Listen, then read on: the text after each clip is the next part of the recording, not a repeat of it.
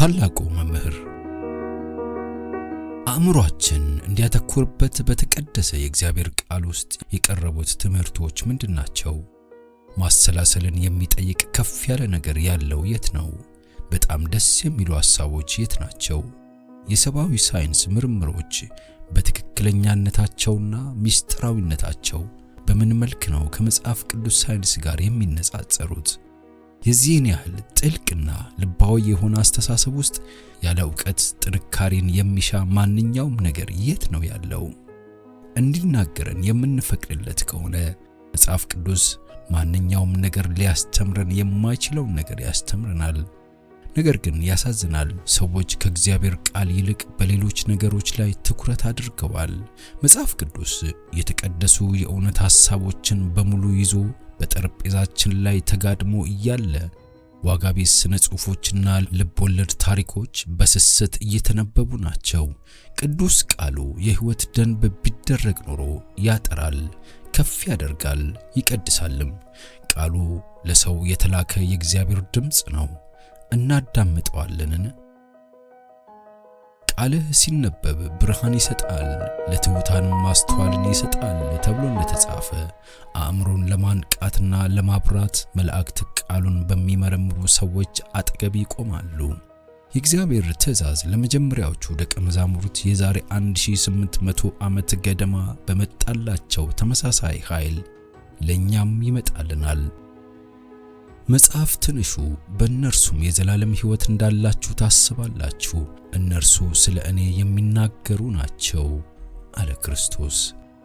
ወጣቶች ለራሳቸው ቅዱሳን መጽሐፍትን መመርመር አለባቸው። እውነትን መሻት በዕድሜ ላረጁና ልምድ ላላቸው እንደሆነና ወጣቶች ከእነርሱ እንደ ባለሥልጣናት መቀበል ወይም መስማት እንዳለባቸው ማሰብ ተገቢ አይደለም። አይሁዳውያን እንደ ሕዝብ የጠፉት በገዢዎቻቸው በካህናቶቻቸውና በሽማግሌዎቻቸው አማካኝነት ከመጽሐፍ ቅዱስ እውነት ስለራቁ ነው። የኢየሱስን ትምህርቶች አድምጠው ቢሆንና ቅዱሳት መጽሐፍትን ለራሳቸው መርምረው ቢሆን ኖሮ አይጠፉም ነበር።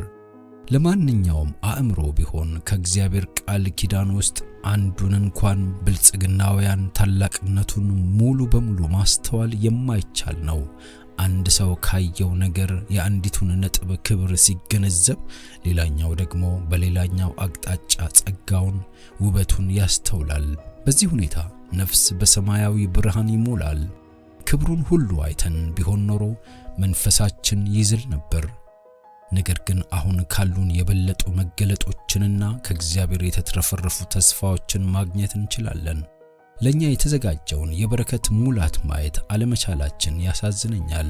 በየቀኑ በእርሱ መገኘት ብርሃን መመላለስ ስንችል ለአንድ አፍታ በሚሆኑ መንፈሳዊ መገለጥ ብልጭታዎች እንረካለን። በእነርሱ የዘላለም ሕይወት የምታገኙ ይመስላችኋልና እነርሱ ግን ስለ እኔ የሚናገሩ ናቸው። መሻት ማለት የጠፋ ነገርን ለማግኘት ተግቶ መፈለግ ማለት ነው። የተደበቁ ሐሳቦችን ለማግኘት በእግዚአብሔር ቃል ውስጥ ፈልጉ። እነዚህ ሳይኖራችሁ መኖር አትችሉም። ከባድ የመጽሐፍ ቅዱስ ክፍሎችን አንዱን ከሌላኛው ጋር በማነጻጸር አጥኑ። ያኔ መጽሐፍ ቅዱስ ራሱን የሚከፍት ቁልፍ መሆኑን ታውቃላችሁ። መጽሐፍ ቅዱስን በጸሎት የሚያጠኑ ከእያንዳንዱ ጥናታቸው በኋላ ከመጀመሪያ የበለጠ ጠቢባን ይሆናሉ። አንዳንድ ችግሮቻቸው ይቃለሉላቸዋል። መንፈስ ቅዱስ በዮሐንስ ወንጌል ምዕራፍ 14 ላይ የተገለጸውን አድርጎላቸዋል። አባቴ በስሜ የሚልከው አጽናኙ መንፈስ ቅዱስ እርሱ ሁሉን ነገር ያስተምራችኋል፣ እኔ የነገርኳችሁን ነገር ሁሉ ያሳውቃችኋል።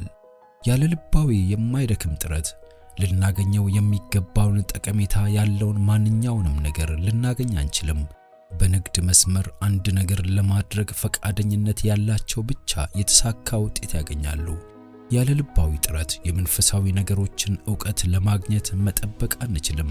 የእውነትን ዕንቁዎች ማግኘት የሚፈልጉ ሰዎች አንድ ማዕድን ቆፋሪ ውድ የሆኑ የከበሩ የማዕድን ክምችቶችን ለማግኘት እንደሚቆፍር ሁሉ እነርሱም መቆፈር አለባቸው። በግዴለሽነትና በሁለት ልብ የሚሰሩ ሰዎች ክንውንነት አያገኙም። ወጣቶችና አዛውንት ቃሉን ማንበብ አለባቸው። ማንበብ ብቻም ሳይሆን በትጋት ከልባቸው በመጸለይ በማመንና መሻትን ማጥናት አለባቸው። ያኔ ጌታ ማስተዋላቸውን ስለሚያነሳሳ የተሰወረውን ሀብት ያገኛሉ።